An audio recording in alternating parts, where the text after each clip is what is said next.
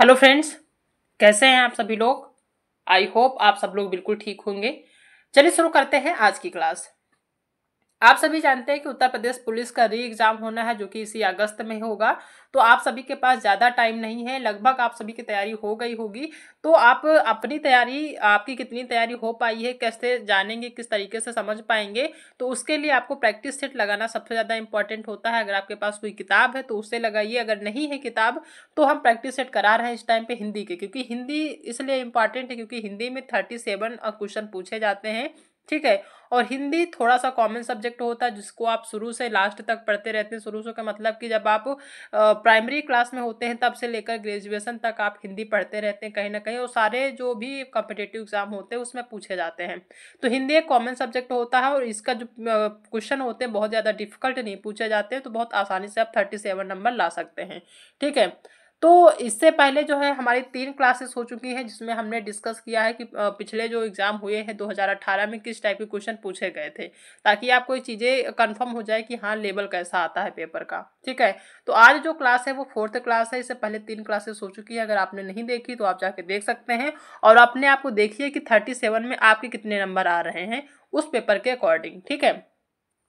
तो आज की क्लास में चौथा जो है क्लास डिस्कस करेंगे जिसमें प्रैक्टिस सेट हम जो है करने वाले हैं। तो आप खुद देखिएगा कि आपकी कितनी तैयारी हो पाई है। अगर 37 में 37 नंबर आते हैं, 30 नंबर आते हैं तो भी आपके लिए इनफ है, और अगर जो है इससे कम आते हैं तो फिर अभी आपको और ज़्यादा प्रैक्टिस सेट लगाने की या फिर और तैयारी करने की ज़रूरत है। ठीक है। तो चैनल पर नए तो चैनल को सब्सक्राइब कर लीजिएगा, साथ में अपने दोस्तों को भी शेयर कर दीजिएगा। देखते हैं आज की क्लास का पहला क्वेश्चन क्या दिया है। पहला क्वेश्चन विशेषण से दिया है। क्वेश्चन है कि विशेषण के मुख्यतः कितने भेद होते हैं। ठीक है।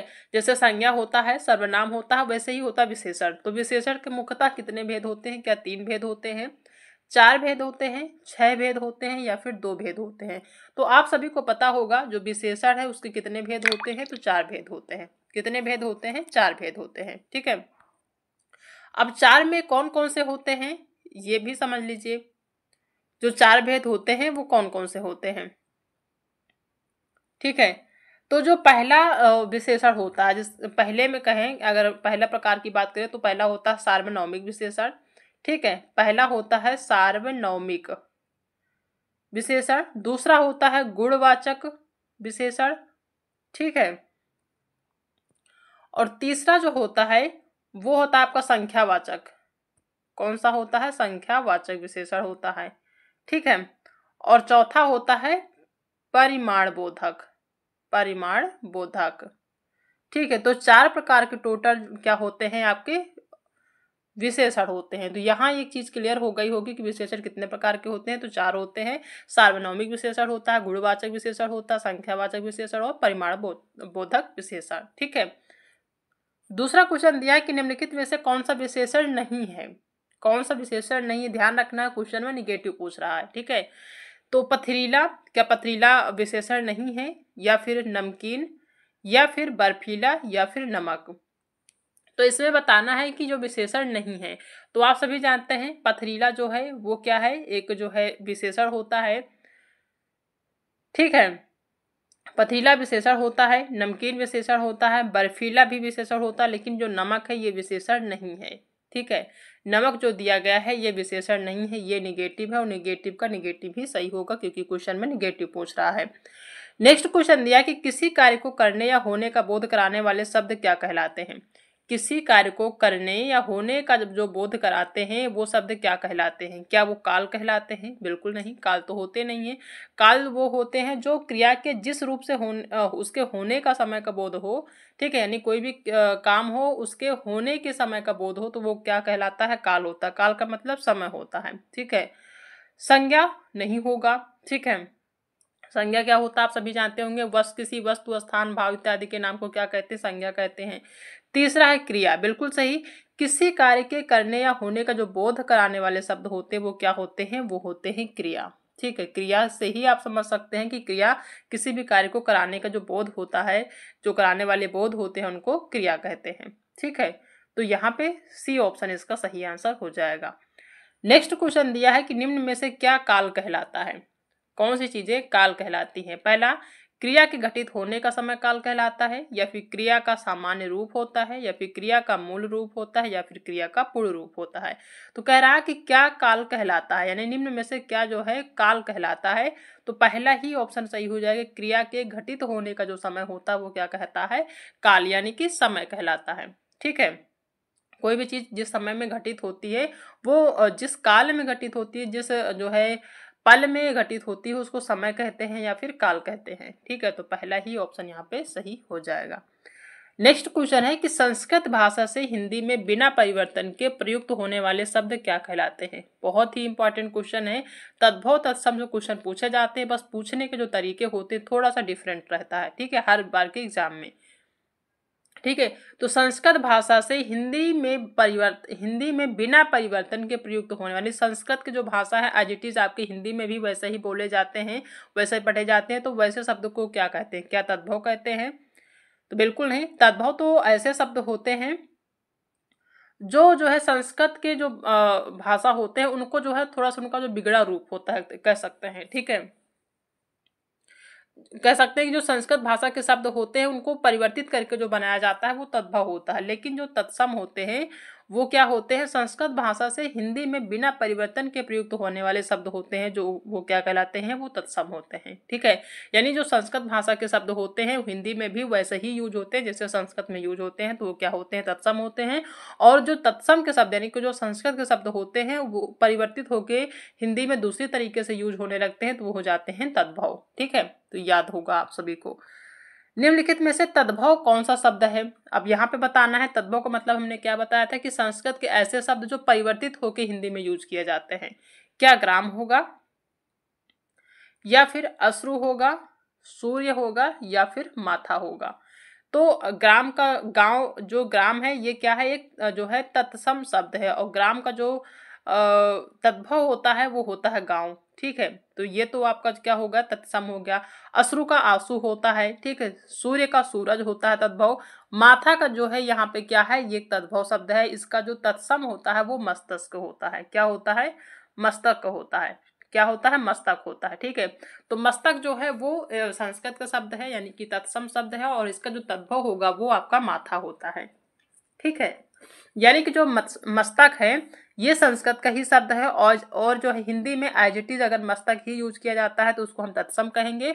और अगर इसी मस्तक को यानी कि जो संस्कृत का मस्तक शब्द है इसी को अगर हम थोड़ा सा परिवर्तित करके हिंदी में यूज करते हैं तो ये हो जाता है माथा, और माथा क्या हो जाता है, तद्भव शब्द हो जाता है। ठीक है, नेक्स्ट क्वेश्चन है कि समान अर्थ बताने वाले शब्द क्या कहलाते हैं। बहुत ही ज्यादा सिंपल सा क्वेश्चन है। जिस शब्द के समान अर्थ हो उनको क्या कहते हैं? क्या विलोम शब्द कहते हैं? बिल्कुल नहीं। विलोम शब्द का मतलब होता है उल्टा। ठीक है, विलोम का मतलब उल्टा होता है, जैसे रात का दिन होता है, ठीक है, सुबह का शाम होता है, तो ये क्या होते हैं, विलोम शब्द होते हैं। समान अर्थ बताने वाले जो शब्द होते हैं वो क्या होते हैं, क्या वो अनेकार्थी होते? बिल्कुल नहीं। एक शब्द के जो अनेक अर्थ होते हैं उनको अनेकार्थी कहते हैं। समान अर्थ बताने वाले शब्द को क्या कहते हैं, पर्यायवाची शब्द कहते हैं। क्या कहते हैं, पर्यायवाची शब्द कहते हैं। ठीक है, जैसे सूर्य है, अब सूर्य के समान जो अन्य जो है अर्थ बताते हैं, जैसे सूर्य हो गया, दिनकर हो गया, भास्कर हो गया, भानु हो गया, दिवाकर हो गया, सारे नाम किसके हैं, सूर्य के ही है। ठीक है, एक ही अर्थ बताते हैं, यानी दिनकर का भी एक अर्थ है कि सूर्य ही इसका अर्थ होगा, भास्कर का भी अर्थ सूर्य ही है, भानु का भी, दिवाकर का भी। सूर्य का मतलब चमक रहा तो उसका सभी का एक ही अर्थ है, तो उसका क्या हो जाएगा, यानी समान अर्थ बताने वाले शब्द को क्या कहते हैं, पर्यायवाची कहते हैं। नेक्स्ट क्वेश्चन है कि अग्रज का सही विलोम क्या है। अग्रज का जो सही विलोम, विलोम का मतलब क्या बताया था हमने, उल्टा बताया था। ठीक है, तो अग्रज का जो सही विलोम होता है वो क्या होता है, क्या अनुज होता है, लघु होता है, छोटा होता है, या फिर सूक्ष्म होता है? तो अग्रज का जो सही विलोम होता है वो होता है आपका अनुज। ठीक है, अग्रज को क्या कहते हैं, अनुज कहते हैं। ठीक है, अग्रज का विलोम जो है अनुज कह सकते हैं। ठीक है, पहला ऑप्शन यहाँ पे सही हो जाएगा। धन का मतलब क्या होता है, धन का मतलब क्या होता है? ठीक है, अंक होता है, अर्थ होता है, स्वार्थ होता है, या फिर कोष होता है? तो यहाँ पे जो धन दिया है इस धन का मतलब क्या होता है, इस ऑप्शन में बात करें तो अर्थ होता है। क्या होता है, अर्थ होता है। धन का मतलब अर्थ होता है। ठीक है,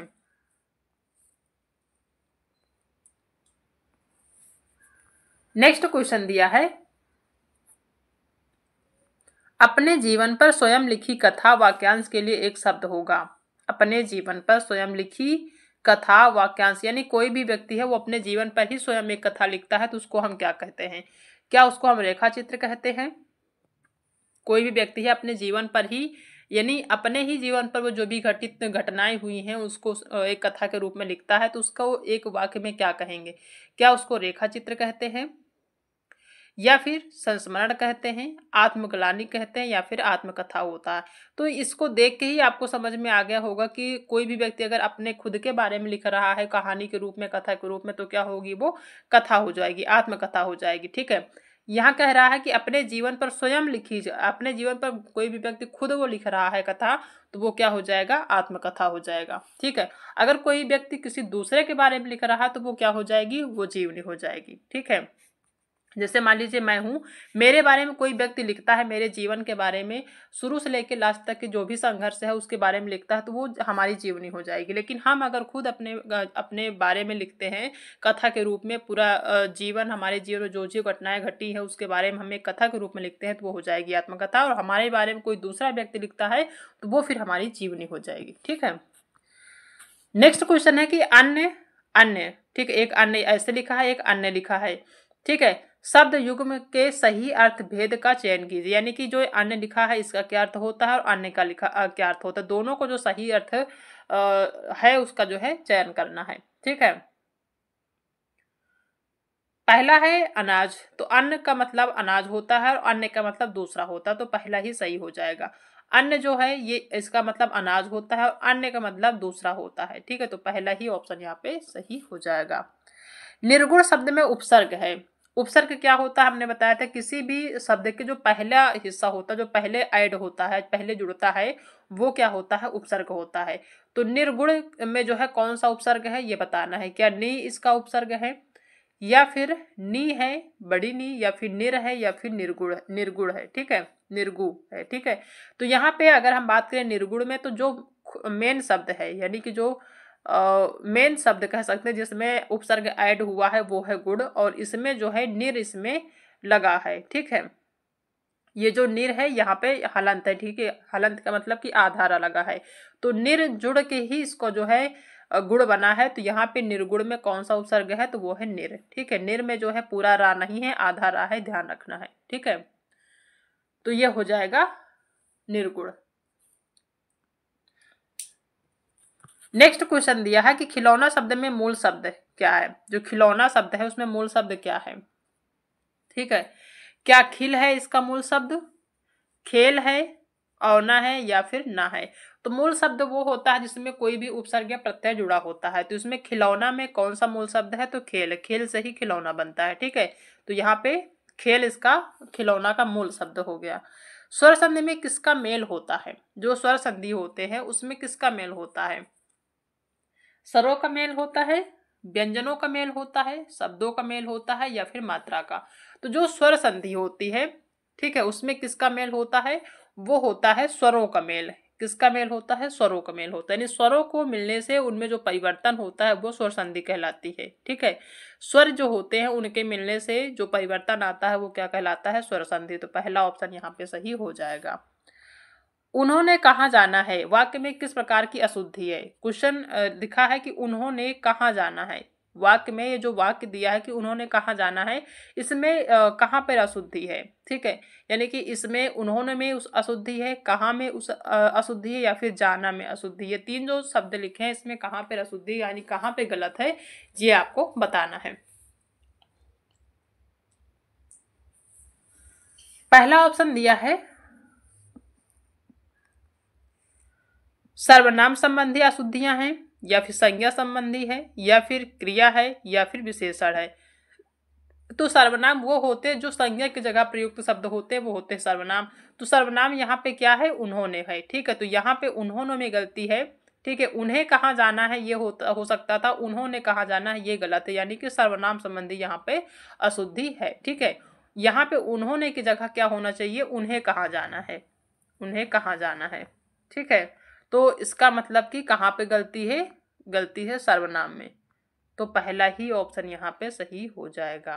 ठीक है, नेक्स्ट क्वेश्चन है कि सामासिक पद को तोड़ना कहलाता है, जो सामासिक पद होते हैं उनको तोड़ना क्या कहलाता है? संधि कहलाता है, या फिर समास कहलाता है, समास विग्रह कहलाता है, या फिर समास विच्छेद कहलाता है? तो सामासिक पद को तोड़ना क्या कहलाता है? वो कहलाता है समास विग्रह। क्या कहलाता है? समास विग्रह कहलाता है। ठीक है, तो सी ऑप्शन यहाँ पे सही हो जाएगा। कर्मवाच्य में प्रधान होता है, जो कर्मवाच्य होते हैं उसमें जो है कौन प्रधान होता है? ठीक है, जैसे कर्मवाच्य होता है, कर्ता सॉरी भाववाच्य होता है, इस तरीके से। तो जो कर्मवाच्य कृत्यवाच्य होता है, तो इसमें कह रहा है कि कर्मवाच्य में जो है किसकी प्रधानता होती है? कर्ता की होती है, भाव की होती है, विचार की होती है, या फिर होती है कर्म की। ठीक है, तो इसमें कर्मवाच्य में किसकी प्रधानता होती है? जाहिर सी बात है, यहाँ पे कर्म लिखा तो इससे भी आप समझ सकते हैं कर्मवाच्य में किसकी प्रधानता होती है, तो कर्म की प्रधानता होती है। ठीक है, नेक्स्ट क्वेश्चन है कि जिन शब्दों में लिंग, वचन, कारक आदि के कारण कोई परिवर्तन नहीं होता वो क्या कहलाते हैं? जिन शब्दों में लिंग, वचन, कारक आदि के कारण कोई परिवर्तन ही नहीं होता वो क्या कहलाते हैं? पहला ऑप्शन है क्रिया कहलाते हैं, यानी कि जिन शब्दों में लिंग, वचन, कारक आदि के कारण कोई परिवर्तन ही नहीं होता, क्या वो क्रिया कहलाते हैं, वचन कहलाते हैं, अव्यय कहलाते हैं, या फिर वाच्य कहलाते हैं? तो जिन शब्दों में लिंग, वचन, कारक आदि के कारण कोई परिवर्तन नहीं होता वो क्या कहलाते हैं? वो अव्यय कहलाते हैं। क्या कहलाते हैं? अव्यय कहलाते हैं। ठीक है, नेक्स्ट क्वेश्चन दिया है कि इस विराम चिन्ह का नाम बताइए, यानी कि जो ये ब्रैकेट में लिखा है विराम चिन्ह, इसका जो है आपको नाम बताना है। क्या ये पूर्ण विराम है? तो पूर्ण विराम तो ये है नहीं। पूर्ण विराम आपका ऐसे होता है, यानी कि किसी भी शब्द के बाद में जो हम लाइन खींचते हैं वो पूर्ण विराम होता है।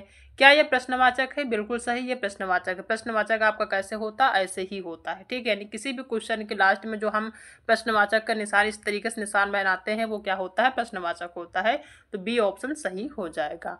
अल्प विराम जो होता है वो आपका छोटा होता है, योजक आपका ऐसे होता है। ठीक है, यानी कि ये जो निशान लगा है ये आपका योजक होता है। ठीक है, मुहावरे अपना समान अर्थ न देकर अर्थ प्रकट करते हैं। जो मुहावरे होते हैं वो अपना समान अर्थ न देकर क्या प्रकट करते हैं? विशेष अर्थ प्रकट करते हैं, विपरीत अर्थ प्रकट करते हैं, पर्याय अर्थ प्रकट करते हैं, या फिर असामान्य अर्थ प्रकट करते हैं। तो आप सभी जानते हैं कि जो मुहावरे होते हैं वो अपना समान अर्थ न देकर क्या करते हैं?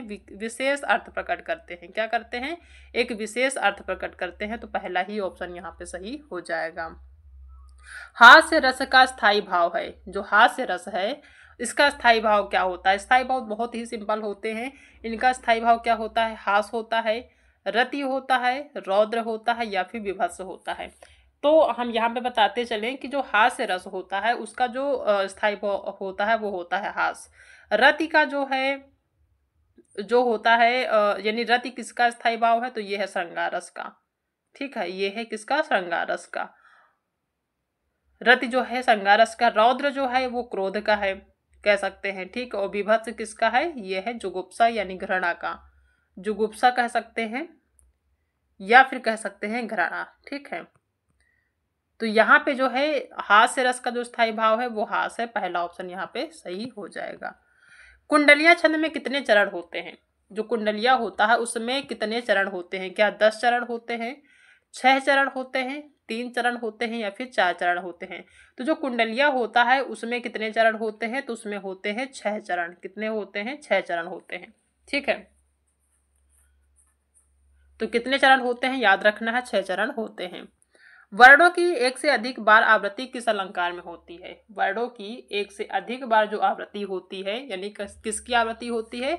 वर्णों की एक से अधिक बार आवृत्ति होती है। तो कौन सा अलंकार होता है? क्या उपमा अलंकार होता है, या फिर रूपक अलंकार होता है, अनुप्रास अलंकार होता है, या फिर फोर्थ ऑप्शन है श्लेष अलंकार? तो जहां पर वर्णों की एक से अधिक बार आवृत्ति हो वहां पे कौन सा अलंकार होता है? वो होता है अनुप्रास अलंकार है। क्वेश्चन है कि शब्द की जो सबसे छोटी इकाई होती है वो क्या कहलाती है? क्या वो स्वर कहलाती है, वर्ण कहलाती है, व्यंजन कहलाती है, या फिर अयोग वाह कहलाती है? तो शब्द की जो सबसे छोटी इकाई होती है वो क्या कहलाती है? वर्ण कहलाती है। क्या कहलाती है? वर्ण कहलाती है। याद रखना है आपको। तपस्वी का स्त्रीलिंग रूप होगा तपस्वी का स्त्रीलिंग रूप क्या होगा? तपस्विनी होगा, यानी कि इस तरीके से लिखा जाएगा, या फिर तपसी लिखा जाएगा, तापसी लिखा जाएगा, या फिर होगा तपस्या। तो आप सभी जानते हैं तपस्वी का जो स्त्रीलिंग होगा वो होगा तपस्विनी, इस तरीके से। यानी कई बार होता है कि उच्चारण हम सही करते हैं लेकिन लिखा गलत होता है, तो ये भी आपको ध्यान रखना है। तो तपस्विनी होगा इसका सही आंसर, फर्स्ट ऑप्शन यहाँ पे सही हो जाएगा। आचार्य का पुल्लिंग शब्द क्या होता है? ठीक है, तो बहुत ही सिंपल है, इसका गुरु तो होगा नहीं। आचार्य का क्या होता है? पुल्लिंग क्या होता है आचार्य का? तो आप सभी जानते हैं आचार्य होता है। जो मेल होते हैं, जो पुरुष होते हैं, उनको हम आचार्य कहते हैं, और जो महिला होती हैं गुरु, उनको क्या कहते हैं? आचार्य कहते हैं। आचार्य कहते किसको हैं? गुरु को कहते हैं, जिनसे हम शिक्षा लेते हैं। ठीक है, तो उनको आचार्य कहते हैं। जो पुरुष होते हैं और जो महिलाएं होती हैं गुरु, उनको आचार्य कहते हैं। तो आचार्य का जो पुल्लिंग होगा वो होगा आचार्य। पुस्तक रखी है वाक्य में वचन है। पुस्तक रखी है, इस वाक्य में कौन सा वचन है ये आपको बताना है। पहला एक वचन है, या फिर बहुवचन है, द्विवचन है, या फिर त्रिवचन है। तो पुस्तक रखी है यानी कि एक ही पुस्तक रखी, तो क्या हो जाएगा? एक वचन हो जाएगा। अभी यहाँ पर लिखा होता कि पुस्तकें रखी हैं, पुस्तकें, ठीक इस तरीके से लिखा होता पुस्तकें रखी, यानी पुस्तक की जगह पुस्तकें होती तो क्या हो जाता? वहां पे बहुवचन हो जाता। लेकिन यहाँ पर एक ही पुस्तक की बात हो रही कि पुस्तक रखी है, तो इसका मतलब क्या है? यहाँ पे एक वचन है। इसमें कौन सा वचन है? एक वचन है। शिक्षक ने पाठ पढ़ाया किस कारक का प्रयोग है? शिक्षक ने पाठ पढ़ाया किस कारक का प्रयोग है, यानी कौन सा कारक है इसमें? जिस लिखा है कि शिक्षक ने, यानी यहाँ पे ने आपको देखने को मिल रहा है। क्या पढ़ाया? पाठ पढ़ाया। इसमें कौन सा कारक प्रयोग किया गया है ये बताना है। क्या यहाँ पे करण कारक है, कर्ता कारक है, कर्म कारक है, या फिर अपादान है? तो करण तो है नहीं, क्योंकि करण में क्या होता है पहचानने का तरीका? से होता है और के द्वारा होता है। भाई यहाँ पे लिखा होता कि शिक्षक के द्वारा पाठ पढ़ाया गया तो क्या होता? करण कारक होता। लेकिन यहाँ पे ने लिखा है, यानी कि शिक्षक ने पाठ पढ़ाया, इसका मतलब क्या होगा? कर्ता कारक होगा। अब कैसे पहचानते हैं? क्योंकि यहाँ पे कर्ता का जो पहचान होता है वो ने होता है। ठीक है, ने जो है जहाँ पे देखने को मिलेगा वहां पे कर्ता कारक होगा। तो यहाँ पे शिक्षक ने पाठ पढ़ाया तो क्या हो जाएगा? कर्ता कारक हो जाएगा। बी ऑप्शन सही है। पुरुषवाचक सर्वनाम के कितने भेद होते हैं? पुरुषवाचक जो सर्वनाम होते हैं उनके कितने भेद होते हैं? क्या 3 भेद होते हैं? बिल्कुल सही। पुरुषवाचक सर्वनाम के 3 भेद होते हैं। कौन कौन से होते हैं? एक होता है आपका उत्तम पुरुष, दूसरा होता है मध्यम पुरुष, तीसरा होता है अन्य पुरुष। ठीक है, अन्य पुरुष।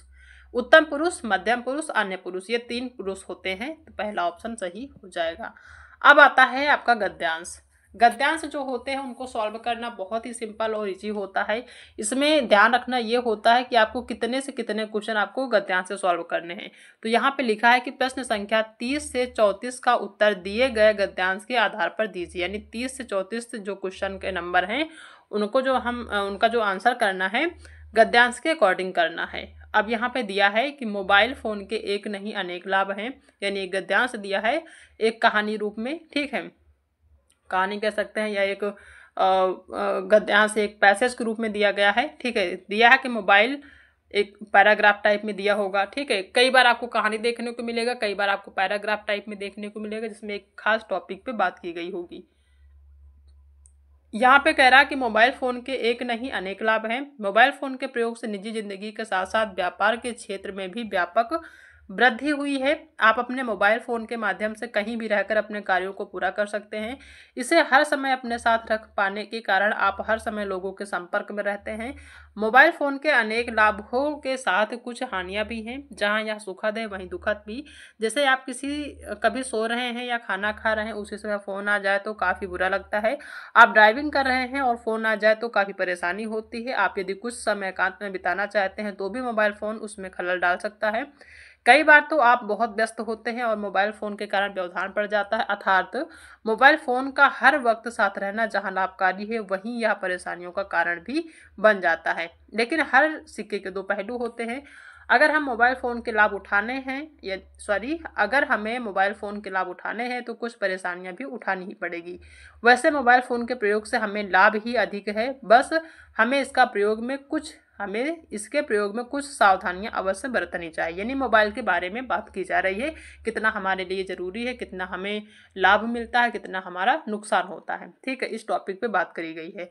अब क्वेश्चन दिया है कि कार्य के संदर्भ में मोबाइल फ़ोन की उपयोगिता है। अगर कोई भी कार्य आप कर रहे हैं तो वहाँ पे मोबाइल फ़ोन की क्या उपयोगिता है ये बताना है। पहला कि कहीं भी रहकर कार्य पूर्ण कर सकना, पहला ऑप्शन है कहीं भी रहकर कार्य को पूर्ण कर सकना। दूसरा है कि खूब बातें कर सकना। तीसरा है नेट का कुशल प्रयोग कर सकना। और चौथा है पैसों का लेन देन कर सकना। अब क्वेश्चन कह रहा है कि कार्य के संदर्भ में अगर आप कार्य कर रहे हैं तो मोबाइल फोन की क्या उपयोगिता है। तो जाहिर सी बात है कि अगर आप कोई भी काम कर रहे हैं तो कहीं भी रहकर आप उस कार्य को पूरा कर सकते हैं मोबाइल के माध्यम से। तो पहला ही ऑप्शन सही है। इस ऑप्शन की बात हमारे इसमें जो गद्यांश दिया है उस टॉपिक में बात की गई है, तो पहला ऑप्शन सही हो जाएगा। दूसरा है कि मोबाइल फोन जहां सुखद है वहीं संतोषजनक भी है या फिर आरामदायक भी है, दुखद भी है या फिर सुखकारी है। तो जाहिर सी बात है, एक सिक्के के दो पहलू होते हैं, कहीं सुखद लाभ मिलता है तो कहीं उसका दुखद भी मिलता है। तो मोबाइल फोन जहां सुखद है वहीं पर क्या है, दुखद भी है। क्या है, दुखद भी है। ठीक है, मोबाइल फोन क्या है, जहां सुखद है वहां दुखद भी है। तो सी ऑप्शन, यानी कि सुख और दुख दोनों, यानी कि कुछ लाभ हमें मिलते हैं, कुछ उसकी हानियां भी हैं। किसी भी प्रोडक्ट के, किसी भी चीज के दो पहलू होते हैं, कहीं नुकसान होता है कहीं लाभ होता है, दोनों चीजें हमें मिलती हैं। बस हमें हमारे ऊपर डिपेंड करता है कि हम किसको लेते हैं ज्यादा, सही को ज्यादा लेते हैं, गलत को ज्यादा लेते हैं। ठीक है, नेक्स्ट क्वेश्चन है कि व्यस्तता की स्थिति में मोबाइल फोन के कारण क्या हो जाता है। व्यस्तता की स्थिति में अगर आप बिजी हैं तो इस कंडीशन में मोबाइल फोन के कारण क्या हो जाता है, लाभ हो जाता है, सहायता मिल जाती है, आराम मिल जाता है या फिर व्यवधान उत्पन्न हो जाता है। जाहिर सी बात है, आप बिजी होंगे तो कई बार जब आप बिजी होते हैं तो मोबाइल के कारण क्या हो जाता है, उस कार्य में व्यवधान उत्पन्न हो जाता है। क्या हो जाता है, व्यवधान उत्पन्न हो जाता है, यानी हम डिस्टर्ब हो जाते हैं। तो डी ऑप्शन यहाँ पे सही है। मोबाइल फ़ोन के प्रयोग में सावधानी बरतने से क्या होगा। अगर आप मोबाइल फ़ोन यूज़ कर रहे हैं और थोड़ी सी सावधानी बरतते हैं, आप सावधानी रखते हैं तो क्या होगा, लाभ ही होगा। जाहिर सी बात है, हानि तो होगा नहीं। अगर आप सावधानी रखेंगे, धन प्राप्ति नहीं होगी, परेशानी नहीं होगी, बल्कि थोड़ा सा लाभ होगा। जहाँ पे आपको कठिनाइयाँ होती हैं, कई चीज़ों से आपको जो है कई परेशानियों से सामना करना पड़ता है, वहाँ पे क्या होगा, लाभ होगा अगर थोड़ी सी सावधानी आप रखते हैं तो मोबाइल चलाने में। ठीक है, तो पहला ही ऑप्शन सही है।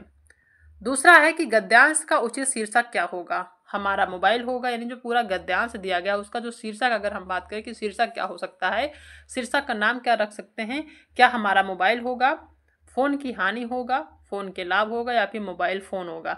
तो यहाँ पे सिर्फ अपने मोबाइल की बात नहीं करी गई है, सिर्फ मोबाइल की हानि की बात नहीं करी गई है, लाभों की ही सिर्फ बात नहीं करी गई है, इसमें इन सभी चीज़ों की बात हो गई है। तो सिर्फ अगर हम शीर्षक की बात करें तो मोबाइल फ़ोन इसका यहाँ पे शीर्षक है, मोबाइल फ़ोन की ही लाभ हानि के बारे में बात करी गई है। तो डी ऑप्शन सही है।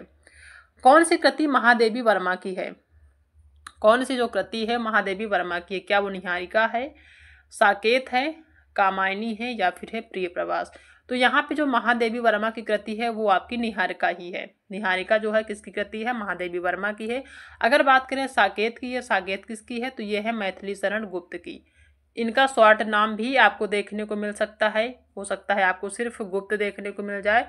तो इनका क्या है, मैथिली शरण गुप्त इनका पूरा नाम है। ठीक है, साकेत किसका है, मैथिली शरण गुप्त का है। कामायनी किसका है, प्रसाद का है। प्रसाद का मतलब क्या होता है, जयशंकर प्रसाद।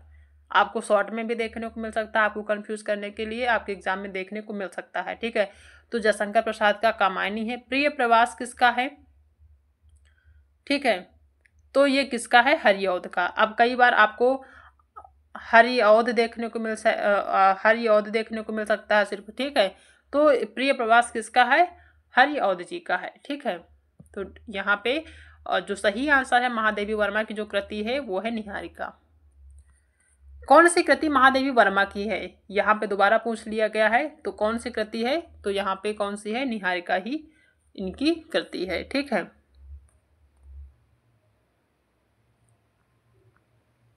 ठीक है, एक क्वेश्चन इसमें मिसिंग है, बाकी 37 क्वेश्चन टोटल पूछे जाते हैं आपके पेपर में। ठीक है, तो अगर आपने ये पूरा देखा है पेपर तो आपको समझ में आ गया होगा कि जो यूपीपी का लेवल होता है, उत्तर प्रदेश पुलिस भर्ती का जो पेपर का लेवल होता है बहुत ज़्यादा डिफिकल्ट नहीं होता है। बस अगर आपने बेसिक चीज़ें पढ़ी हैं और अच्छे से तैयारी करी है तो श्योर है कि आपका हिंदी सब्जेक्ट में तो 37 नंबर आ ही जाएंगे। ठीक है, तो आई होप कि आप सभी को आज की जो क्लास है पसंद आई होगी। हमने काफ़ी अच्छे से डिटेल में डिस्कस भी किया है। अगर आप सभी को चीज़ें पसंद आई हैं, आपके कितने स्कोर आए हैं, यानी अगर आपने आज का पेपर सॉल्व किया है तो आपके 37 में कितने नंबर आए हैं, आप हमें कमेंट में बताइएगा। और अगर आपको आज की क्लास पसंद आई है तो वीडियो को लाइक कर दीजिएगा, अपने दोस्तों में भी शेयर कर दीजिएगा। और अगर आप चैनल पर पहली बार विजिट कर रहे हैं तो चैनल को सब्सक्राइब करना बिल्कुल भी मत भूलिएगा। ठीक है, तो मिलते हैं नेक्स्ट क्लास में एक नए टॉपिक के साथ। तब तक अपना ध्यान रखिएगा।